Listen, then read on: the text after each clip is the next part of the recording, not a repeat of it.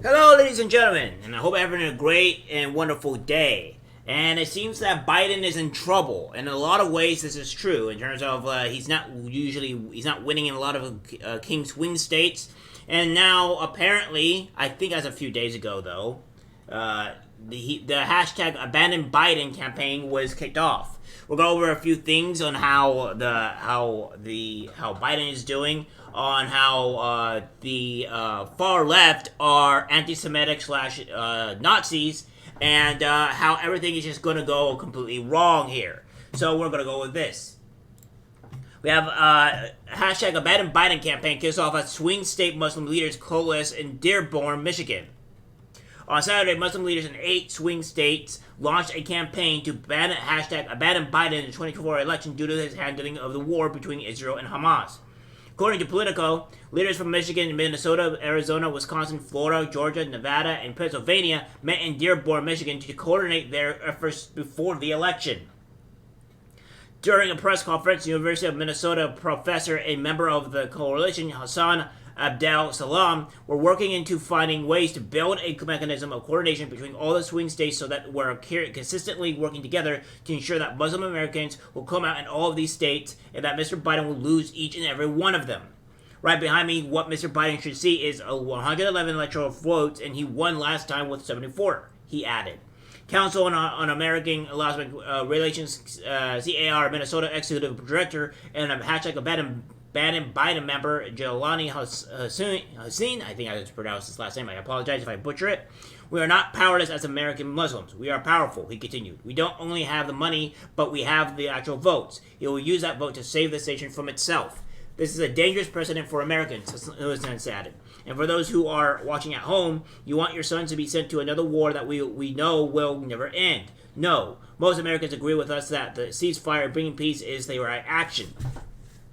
Hussein has noted that the coalition is also not supporting Trump in 2024 either. We're not going to make the same mistake of thinking about President Biden the way we thought. We don't have 2 options. We have many options, and we're going to exercise that, he said. Here's one thing that I want to know about him in particular is that if you're not going to go for Biden and you're not going to go for anybody else, you have the, I would say the Liberal Party or whatever, or the middle ground, centrists. They're not going to be part of your actual ideology either, and neither is Vivek Ramaswamy. And you're saying that the peaceful, you're saying a ceasefire is the only resolution or the correct method to take. Well, I don't think so, because we all know what ceasefire means for Israelis in general.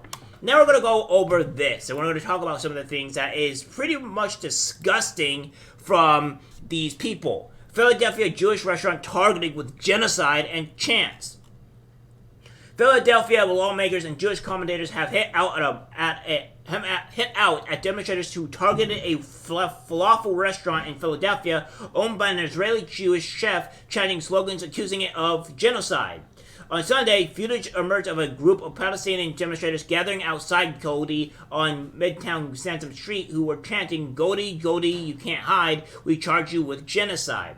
According to the Philadelphia Inquirer, the march was organized by the Philly Palestinian Coalition, in which in October called for a boycott of Zionist-owned businesses in the city, including Godi outlets and others owned by Michael Somonov, which I think I started to pronounce that last name.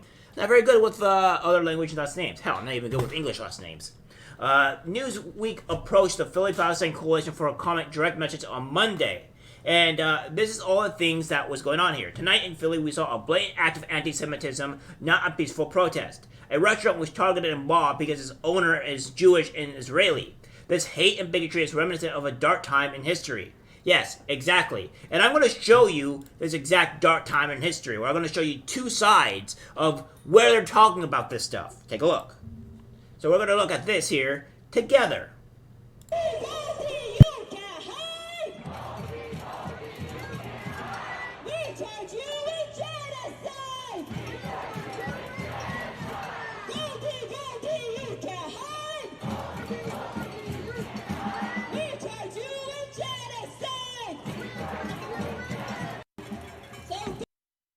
So yes, we're noticing that the Palestinian people, or the very far left at the very least, let me correct myself.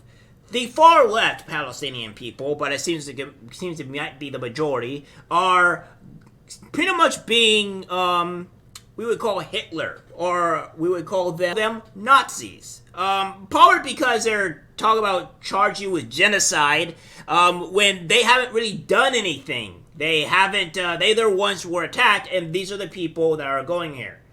Again, we're going to go with Jordan Van Glish here, is that they continued their march down the street, but not before vandalizing the front windows. To clarify, I witnessed them placing stickers on the front door and windows of the restaurant.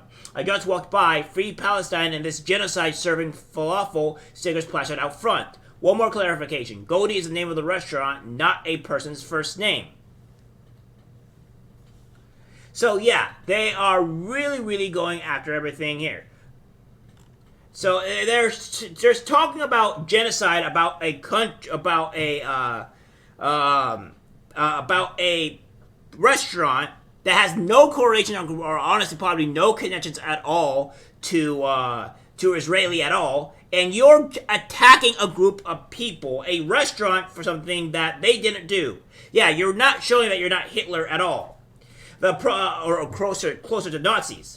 The protests came after a long week ceasefire between Israel and Hamas, which had been orchestrated to allow for the negotiated release of hostages held in Gaza and for the movement of humanitarian aid into the territory collapsed on Friday and fighting resumed. Yeah, because we all knew it was going to resume. Now, I really want to see these people, the people on the far left, like Hamas and Hassan Piker, going like, oh well, we want peace. We should have ceasefire, and then it collapsed on Friday because it says the ceasefire in Gaza ended Friday morning after Israel said Hamas fired rockets into Israel and it responded with airstrikes in the territory. So please, for the love of God, I would say Hassan Piker, and all these other people that were defending Hamas, they attacked Israel a second time as they were doing a ceasefire, and this is what they get. They did a ceasefire and they were attacked. So now it's only up to us, to them, that we are going to assume that Hamas doesn't want a ceasefire. They don't want kindness. They want the obliteration of Jewish people. They want the destruction. They want a genocide. So that's pretty much what we're going to go with this here. So I'm done with these people. Israel has conducted an extensive campaign of airstrikes on Gaza and a subsequent ground offensive since around 1500. Hamas and Islamic Jihad ability to stage a surprise attack on Israel on October 7th. Yeah, so we all know this stuff. And we're going to go with this here, with Chirechek, saying, happening at Pennsylvania, hundreds of students marching, chanting for Intifada Revolution. Imagine being a Jewish student here. So we're going to watch this, ladies and gentlemen.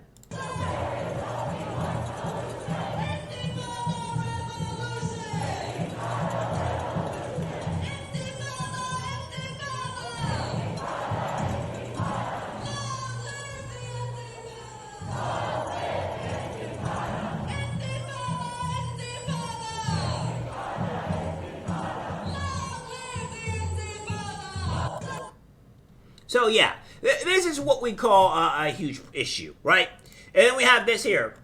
Pennsylvania governor ripped protesters who mobbed Jewish-owned falafel shop to harass owner. A horde of pro-Palestinian protesters spewing hate threats at Jewish-owned falafel shop in Philadelphia was put on notice by Pennsylvania's governor after their blatant act of anti-Semitism.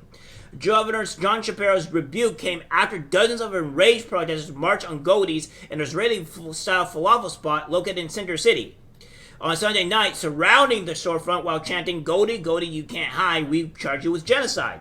Shapiro shared the video of the mob while condemning their brazen threats. Tonight in Philly, we saw a blatant act of anti-Semitism, not peaceful protests. A restaurant was targeted and mobbed because its owner is Jewish and Israeli. This hate and bigotry is reminiscent of a dark time in history. So, of course, even the governor, the far-left governor, the blue governor, says this is anti-Semitism. there is no longer a place for this type of stuff, right? This is done. You guys are now saying you are now Nazis. That's straight up. You are not Nazis. We have Nazis in our own country. That's fantastic. So, again, I don't see how Joe Biden is going to win, because he's going to have to side with either the Nazis, which is the very far left with the Palestinian people, or they're going to side with the trans people, which are also, again, doing the same thing, which is, chanting the same stuff. So, I don't know about you guys, but it seems like a lost scenario for Joe Biden. And anything that seems any remotely seems to be okay, that is not being, anywhere towards being a Nazi, are the people that are on the right, apparently. Because we're not trying to eliminate a whole group of people for no reason. So, you guys have played your hand. I'm going to call you guys as you are. You're Nazis, you're terrible people, you want the eradication of Jews, they got a ceasefire, and anybody that's siding with Gaza at this point is just as bad as them. So, plain and simple. There is no gulf road, there's not between this. This is Gaza being maniacs, this is Gaza being murderers, this is Gaza trying to eliminate every last part of Jews. Plain and simple. Maybe not all of them, obviously, but granted, it's making it very hard to point at this point when you have people walking on the streets. These people need to be kicked out of our country, sent to Gaza, and not back into our country at all, period. Alright, that's it for the video, guys. Like, subscribe, share. As always, take care. I'm disgusted by what I see in public. Even people closest to us can't be trusted. This is algorithmic disease, the social media.